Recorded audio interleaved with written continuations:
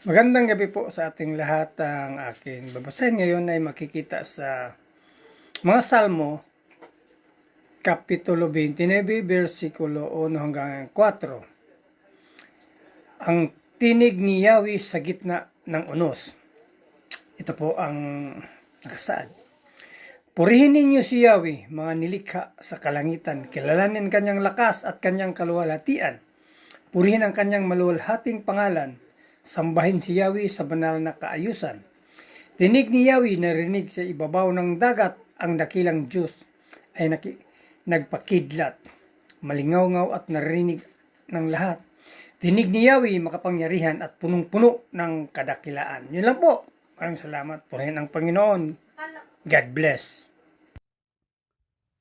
Isang mapayapang gabi po sa ating lahat. Ngayong gabi po, ang aking babahagi ay mula pa rin po sa Aklat ng Mga Awit, sa Kabanata 29, talata 5 hanggang 6, ito po ang nakasaad.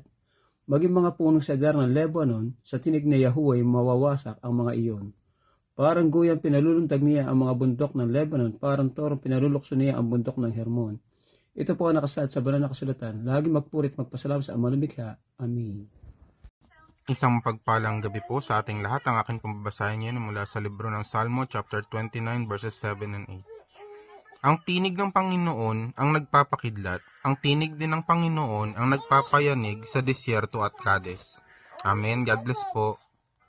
Good evening po. Ang aking Bible verse for today is from the book of Psalms, chapter 29, verse 9. Sa tinig ni Yahweh, mga usay napapaanak, at nakakalbo pati ang mga gubat. Lahat ng nasa templo'y sumisigaw. Ang Diyos ay papurihan. Amen. Ang mabuting balita ng ating Panginoon.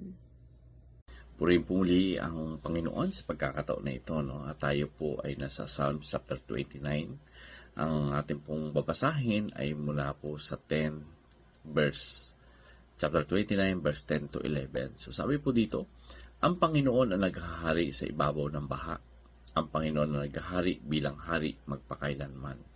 Binibigyan ng Panginoon ng lakas ang kanyang bayan. Pinagpapala niya ito ng kapayapaan.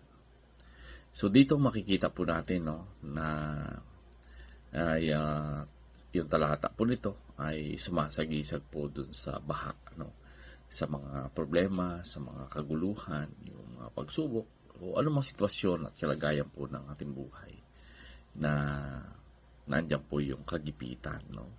So sinasabi po dito na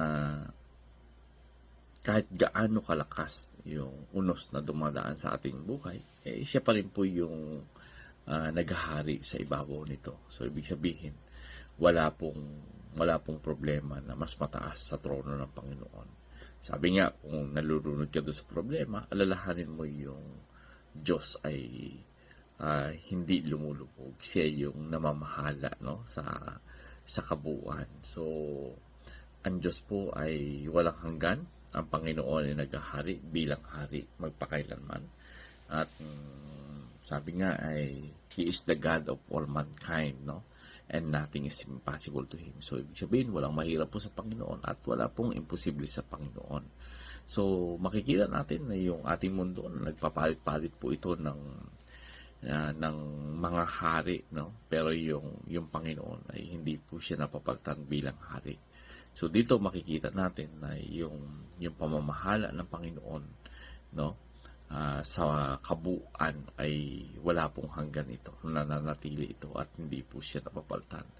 So kapag sumusuko po yung tao sa kanyang mga problema, ay alalahanin po natin na tayo ay hindi sinusukuan ng Diyos. So kailangan po nating patatagin yung ating pananampalataya na lagi nating ilagak at kilalanin na yung Panginoon ay may kapangyarihan sa lahat ng sitwasyon sa ating buhay. So ibig sabihin, yung Panginoon ang pwedeng magbigay sa atin ng lakas. So dito makikita din natin sa ating binasa na yung kalakasan nung bayan ng Panginoon ay ito po ay nagmumula sa Kanya. So ibig sabihin, hindi lang po tayo iniligtas ng Panginoon, kundi tayo po ay pinalalakas din niya. So, kailangan po natin na pag dumadaan sa mga problema, magtiis, no? Sapagkat ito ay kailangan daanan, pero lagi po nating alahanin, no? Ang tagumpay ay galing po ito sa Panginoon, no? Yung ating lakas galing po ito sa Panginoon, at alalahanin po natin palagi na kung inalaw ng Panginoon ang nangyari sa ating buhay, ang anumang klase ng mga unos ay nandun po yung garantiya na inalaw ito ng Panginoon dahil may kakayanan po tayo dito. No? May kakayahan tayo na lampasan ito sapagkat yung ating Panginoon, He is our Creator.